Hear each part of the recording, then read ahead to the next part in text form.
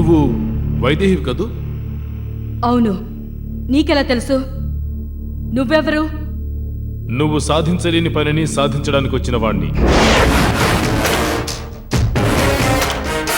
అంటే అది తర్వాత చెప్తాను. నువ్వు దైవశక్తి చేతిలో చనిపోయావని ఊరంతా చెప్పుకుంటున్నారు. నువ్వు చనిపోలేదా? లేదు, కానీ జీవోత్సవంలా బ్రతుకుతున్నాను. జీవోత్సవంలానా? అంటే?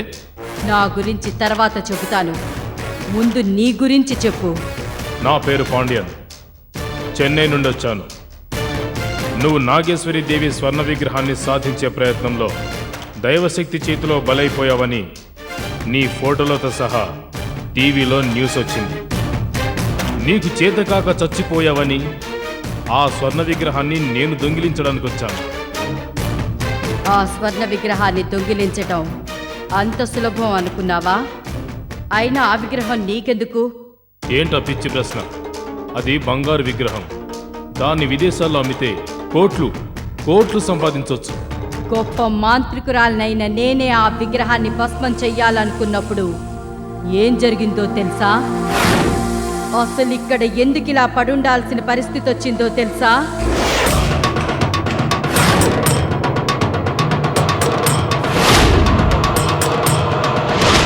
చంపేయ్ నాగేశ్వరి, నన్ను చంపేయ్. నీ విశ్వరూపాన్ని నా కళ్ళు చూడలేకపోతున్నాయి. నన్ను చంపేయ్. నువ్వు ఇంతవరకు చేసిన పాపాలకు శిక్ష మరణం కాదు, నువ్వు ప్రాణాలతోనే ఉండడం. నువ్వు నన్ను చంపడం లేదా?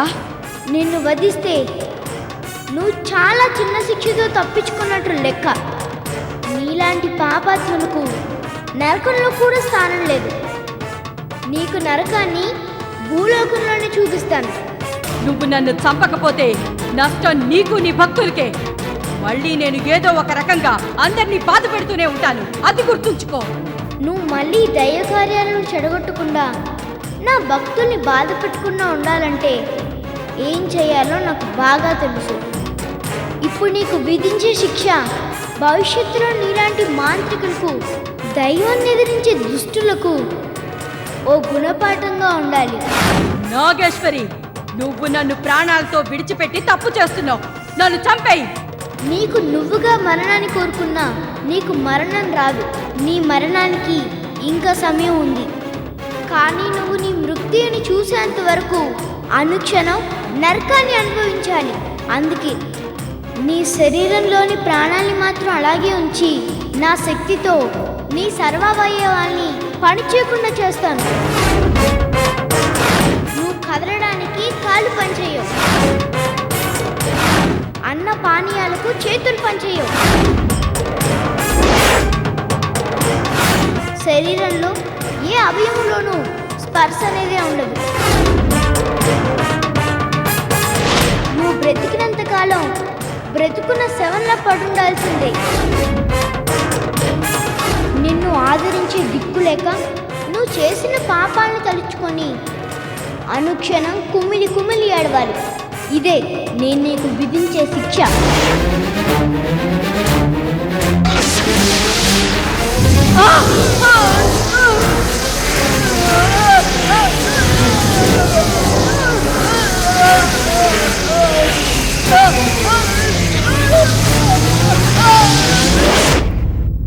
ఓ, అయితే అసలు కథ ఇదన్నమాట.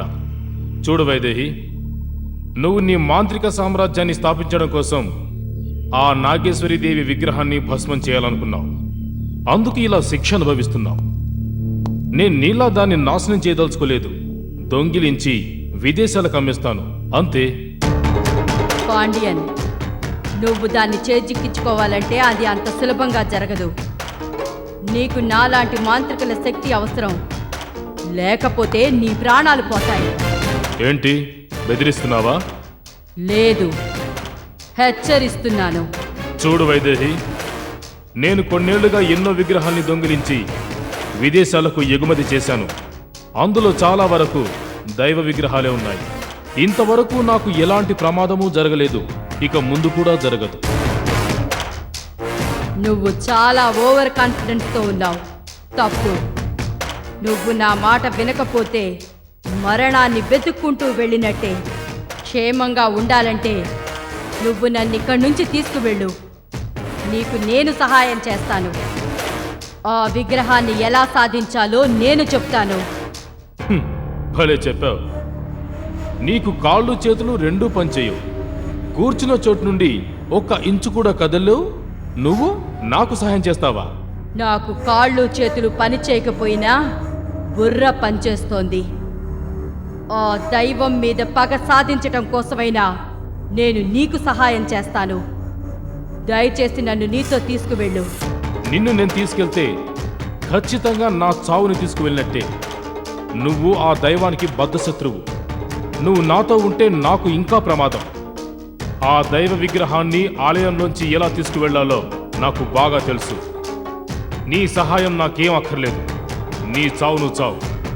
Good boy. పాండ్యన్, పాండ్యన్, పాండ్యన్!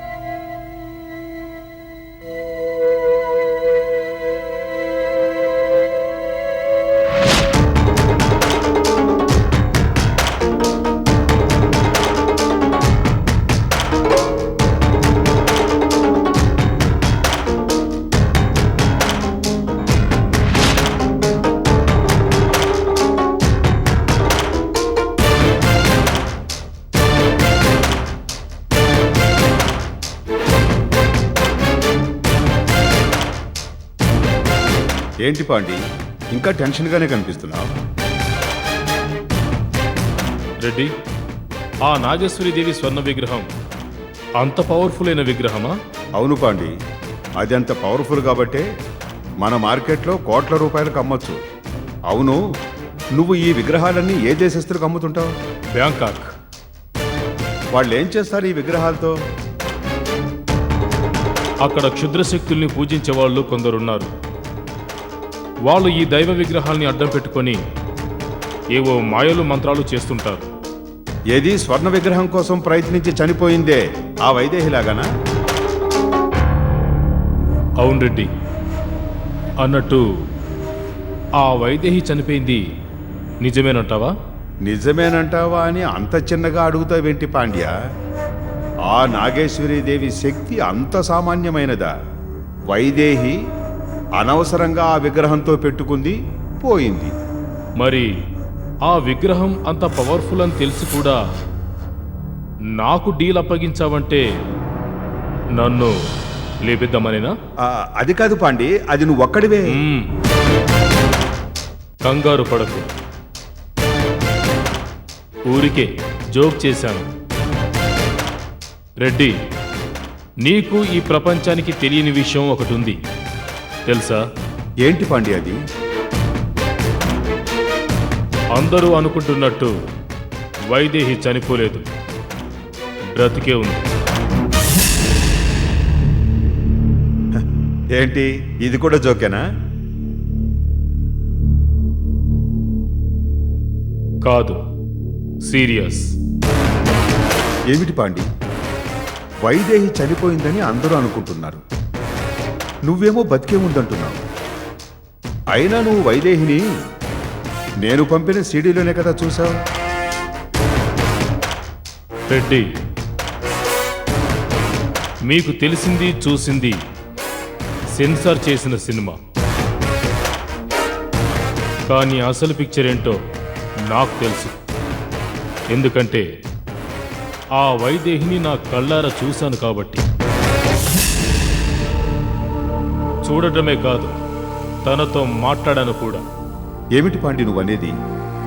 నువ్వు చెప్పేది ఏది నమ్మబుద్ధి అవ్వట్లేదు.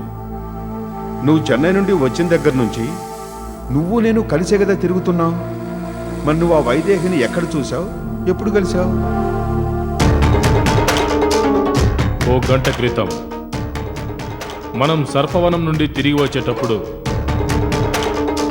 నేను బీరు తాగడానికి ఓ చోట బండి ఆపాను కదా, అదే ప్లేస్లో వైదేహిని చూశాను.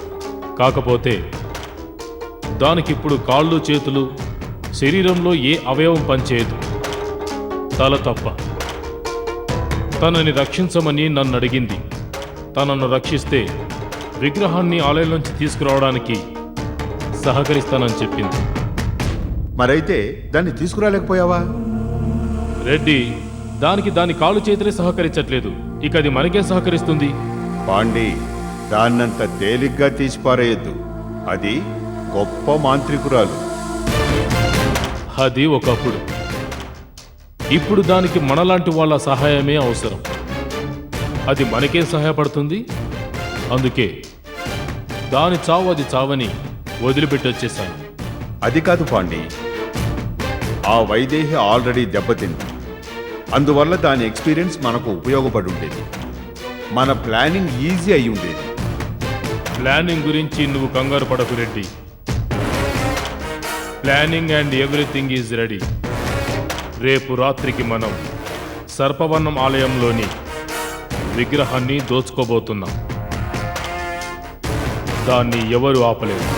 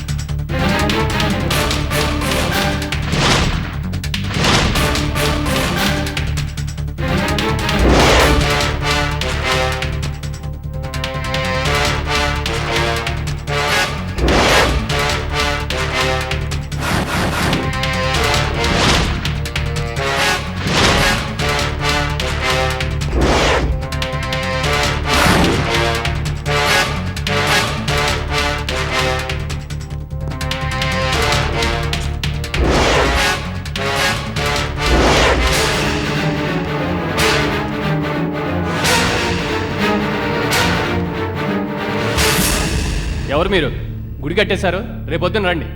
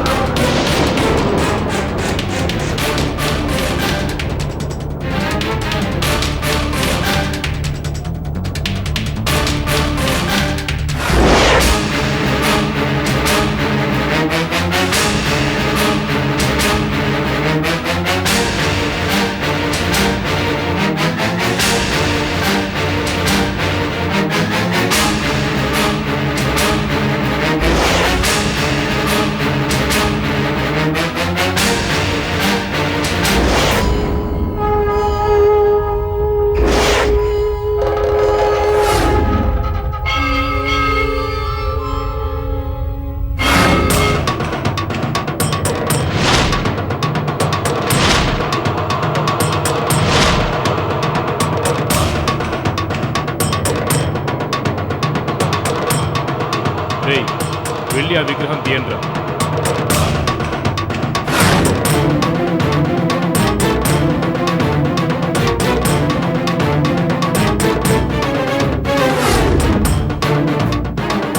తీయండిరా.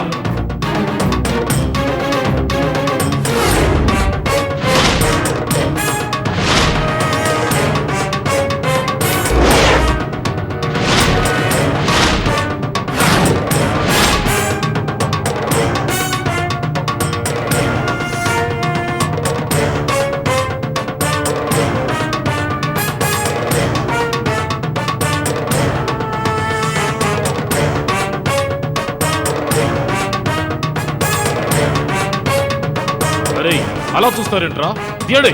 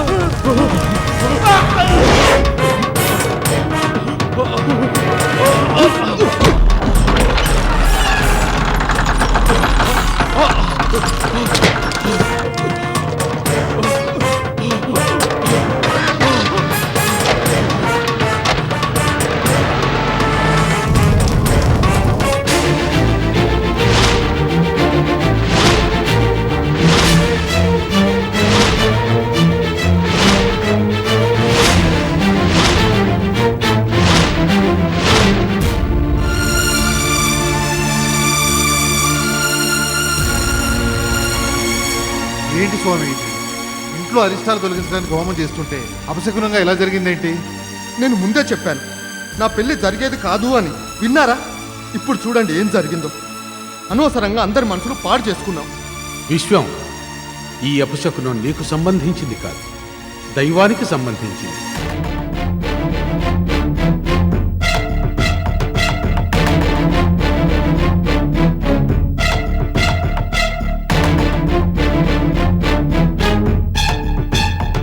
ఏమిటి స్వామి మీరనేది? సర్పవనం ఆలయంలో ఏదో జరగకూడనిది జరుగుతోందని, అందుకు ఈ హోమం మనల్ని హెచ్చరిస్తోందని నా అనుమానం. ఆలయంలో ఎటువంటి అనర్థం జరగకముందే నేను ఆలయానికి వెళ్ళాలి. నేను బయలుదేరుతాను. స్వామి, ఇంత రాత్రిపూట అంత దూరం ఎలా వెళ్తారు? పొద్దునే బయలుదేరండి. లేదమ్మా, నా మనసెందుకో కీడు శంకిస్తోంది. నేను బయలుదేరుతాను. ఆలయంలో ఏదో కీడు జరగబోతోందని మీరు అనుకుంటున్నారు, ఇంట్లో ఏదో కీడు జరగబోతోందని మేము భయపడుతున్నాం. మీరేం భయపడకండి, మీకెవరికీ ఏమీ కాదు. స్వామి, మీరిప్పుడు బయలుదేరినా సర్పవనం చేరుకోవాలంటే పొద్దు పుట్టేస్తుంది. ఈ రాత్రికి ఇక్కడే ప్రశాంతంగా నిద్రపోండి. పొద్దున్నే బావ వాళ్ళు మిమ్మల్ని డ్రాప్ చేసి వస్తారు. మనసులో ఏదో కీడు శంకిస్తుంటే ప్రశాంతంగా ఎలా నిద్రపోగలనమ్మా? మరేం పర్వాలేదు, నేను బయలుదేరుతాను. సరే పదండి, సర్పవనం వరకు నేను డ్రాప్ చేస్తాను. పర్వాలేదు సిద్ధార్థ, మీరు ఇక్కడే ఉండండి. లేకపోతే మీరు ఇంటికి తిరిగి వచ్చేంత వరకు అందరూ కంగారు పడుతుంటారు. మేము బయలుదేరుతాం. వస్తాం. జాగ్రత్తగా వెళ్ళండి స్వామి.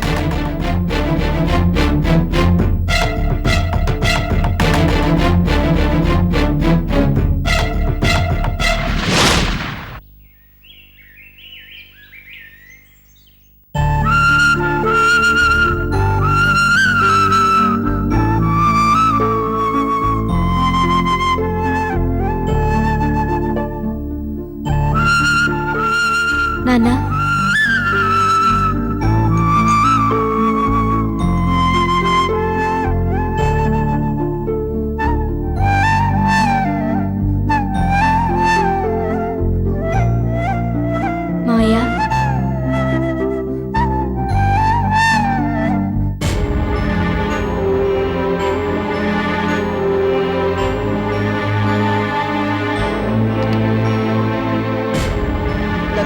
వారధిగా ఆస్ట్రేలియా ప్రిన్స్ డివిలియర్స్ ఆదుకున్నారు. ఈ మ్యాచ్లో టాస్ గెలిచి బ్యాటింగ్ ఎంచుకున్న దక్షిణాఫ్రికా ఏంటి అందరూ మూడీగా ఉన్నారు? ఇప్పుడు ఏమైందని? ఏదో అయిందని కాదు, ఏమవుతుందోనని భయంగా ఉంది. నాగేశ్వరి స్వర్ణ విగ్రహాన్ని తీసుకెళ్లి ఆలయంలో ప్రతిష్ఠించేంత వరకు మనం అందరం ఎన్నో కష్టాలు పడ్డాం. అన్ని కష్ట నష్టాలను ఎదిరించి నాగేశ్వరిదేవి విగ్రహాన్ని ఆలయంలో ప్రతిష్ఠించాం. ఇక మనకు ఎలాంటి బాధలు ఉండవని నిశ్చింతగా ఉంటే అకస్మాత్తుగా హోమగుండంలో నుంచి మంటలు ఎగిసిపడ్డాయి. అది అపశకనం అని నాకు అనిపిస్తుంది. దీనివల్ల మళ్ళీ మన కుటుంబానికి ఏమైనా సమస్యలు వస్తాయని నాకు భయంగా ఉంది. బావా, ఆ అపశకునం మీకు సంబంధించింది కాదు, కేవలం నాకు మాత్రమే సంబంధించింది. నేను ఆ వైదేహితో కలిసి ఆ దైవానికి వ్యతిరేకంగా చేసిన పనులకు పాపాలకు నేనింకా శిక్ష అనుభవించాలేమో. అందుకే హోమగుండంలో నుంచి మంటలు ఎగిసిపడ్డాయి. ఏదైనా జరిగితే అది నాకు మాత్రమే జరుగుతుంది, మీకేం కాదు. మీరు ధైర్యంగా ఉండండి. అదేమిట్రా విశ్వ అలా అంటావు? నీకేం కాదు. ఒకవేళ నీకేమన్నా అయితే మాకు బాధగా ఉండదా? అలా నాకేమీ కాకూడదు అంటే నా పెళ్లి గురించి మర్చిపోండి. నా పెళ్లి ప్రస్తావన రాబట్టే ఇదంతా జరిగింది.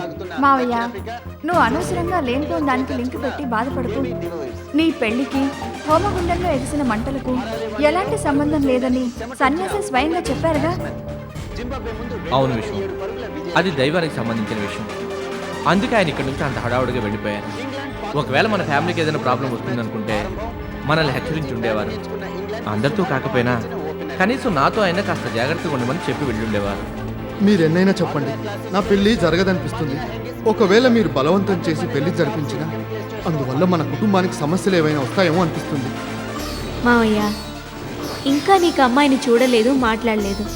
ఇంతలోనే ఎందుకు నీ పెళ్లి వల్ల సమస్యలు వస్తాయని అనుకుంటున్నావు?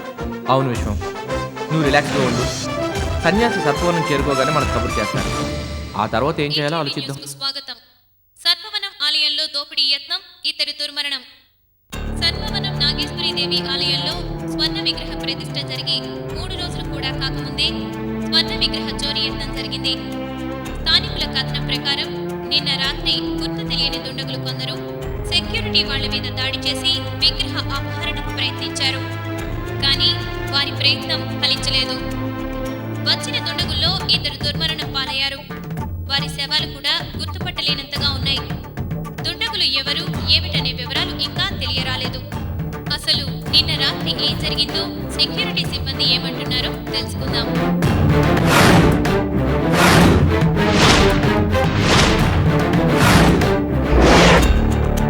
మీ మీద దాడి ఎలా జరిగింది? ఎంతమంది వచ్చారు? రాత్రి 9ంటికి ఆలయం కట్టేసి బయట కాపలాగా నుంచున్నామండి. 9-9:30 ప్రాంతంలో ఓ క్వాలిస్ వచ్చి ఆగిందండి. ఈ టైంలో ఎవరు వచ్చారని చూస్తే అందులోంచి 5-6 మంది దిగొచ్చారండి. 5 మందా 6 మందా? చెప్తున్నా కదండి, 5 మందో 6 మందో అని. వాళ్ళు ఎలా ఉన్నారు?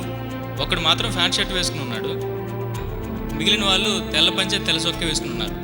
సరే, వాళ్ళు వచ్చి మీతో ఏం మాట్లాడారు? ఏం మాట్లాడలేదండి. దగ్గరకు వచ్చారు, ఏం జరుగుతుందో మాకు అర్థమయ్యే లోపే మా మీద మత్తుమందు స్ప్రే చేశారు. వాళ్ళు మత్తుమందు చల్లేంతసేపు మీరేం చేస్తున్నారు? వాళ్ళను ప్రతిఘటించలేదా? అంత టైం ఎక్కడదండి, వాళ్ళు రాగానే మా మీద స్ప్రే చేశారు. మరి వాళ్ళు వచ్చేటప్పుడు అనుమానం వచ్చి వాళ్ళ మీద దాడి చేయడానికి గన్స్ సిద్ధం చేసుకోలేదా? ఏం సార్, వాళ్ళు ఎందుకు వచ్చారో తెలిస్తే మేమే అటాక్ చేసేవాళ్ళం కదా. చాలామంది భక్తులు దూర ప్రాంతం నుండి వస్తుంటారు. వాళ్ళకి ఆలయం క్లోజ్ చేసే టైం తెలియదు. అలాగే వచ్చిన వాళ్ళు ఆ బాప్తే అనుకున్నాం. సరే, వాళ్ళు ఎలా చనిపోయారో చెప్పగలరా? అదేమో స్పృహ లేదు కదా. పొద్దున్న చూస్తే 2 శవాలు పడున్నాయి, అంతవరకే మాకు తెలుసు. పోలీసులు వచ్చి ఎంక్వైరీ చేశారా? వచ్చి దర్యాప్తు చేసుకెళ్లారండి.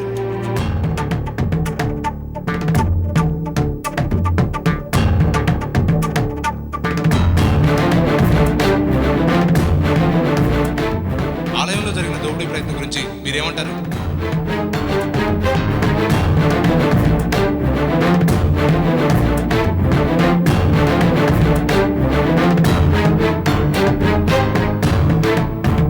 సర్పవనం ఆలయంలో నాగేశ్వరీదేవి ఆరాధకులైన సన్యాసి, అతని అనుచరుడు మీడియాతో మాట్లాడటానికి పెద్దగా ఇష్టం చూపలేదు. బలవంతం చేయడంతో కేవలం కొన్ని మాటలు మాత్రమే మాట్లాడారు.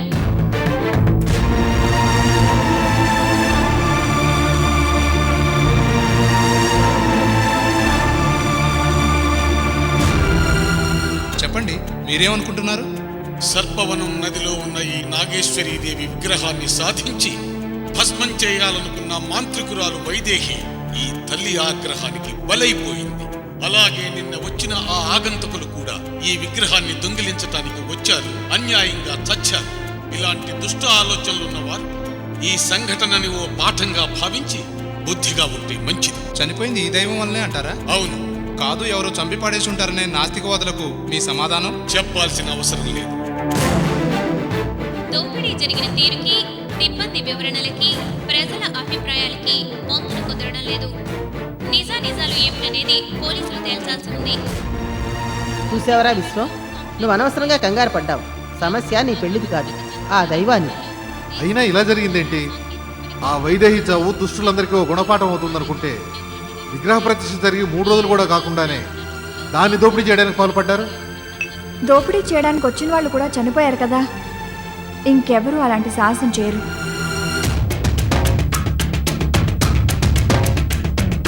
నాకు చాలా భయంగా ఉంది. భయమా? ఎందుకు? నాకెందుకో వైదేహి ఇంకా చనిపోలేదనిపిస్తోంది.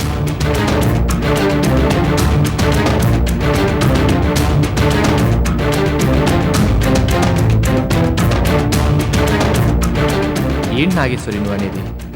వైదేహి దాంతోపాటు ఉన్న ఇద్దరు చనిపోబట్టే విగ్రహం మీద రక్తం చిందుందని సన్యాసి చెప్పారుగా. విగ్రహం మీద రక్తం చిందుందే కానీ వాళ్ళ శవాలెవ్వరికీ దొరకలేదు కదా.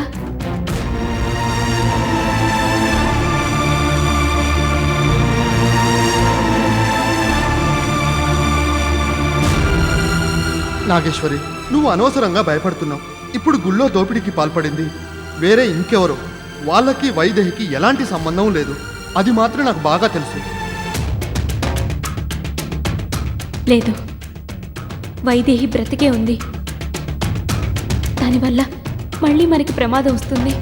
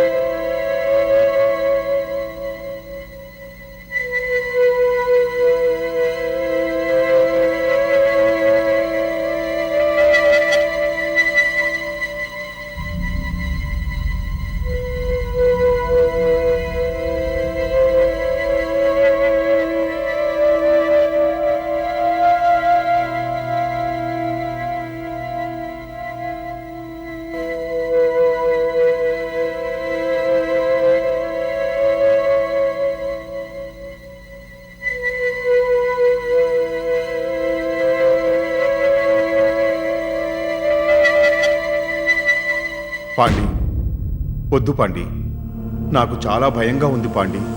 మనం కోట్లకు ఆశపడి ప్రాణాలు పోగొట్టుకోవద్దు. అనవసరంగా నిన్న 2 ప్రాణాలు పోయాయి. ఇంతటితో ఈ విషయాన్ని వదిలేద్దాం. నువ్వు చెన్నై వెళ్ళిపో, నేను ఇక్కడే ఉండి వేరే బిజినెస్ ఏదైనా స్టార్ట్ చేసుకుంటాను. పిరికివాడ్లా మాట్లాడకు రెడ్డి. మనం స్మగుల్ గుడ్స్ తరలించేటప్పుడు పోలీసులు అటాక్ చేస్తే అందులో మన మనిషి 1-2 పోవడం లేదు. అది తెలిసే కదా పనిలోకి దిగాం. ఇది కూడా అలాంటిదే అనుకో.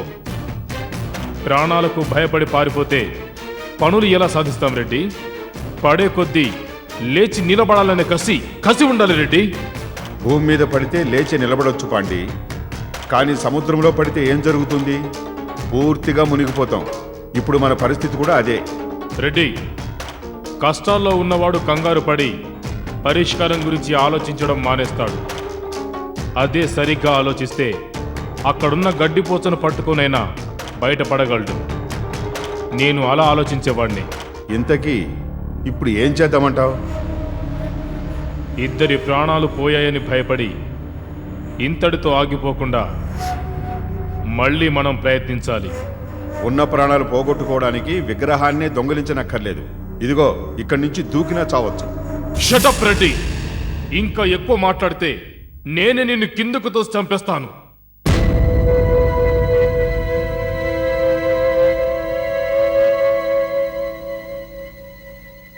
సారీ రెడ్డి, ఎందుకు నన్ను ఇరిటేట్ చేస్తావు చెప్పు.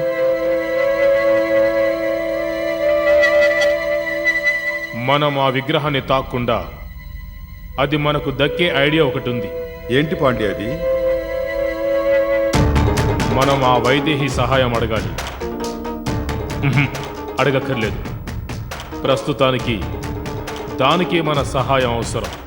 సో మనం వెళ్ళి అడిగితే అది కాదనదు. మనం వెంటనే వైదేహి దగ్గరికి బయలుదేరి వెళ్దాం. అలాగే పాండి.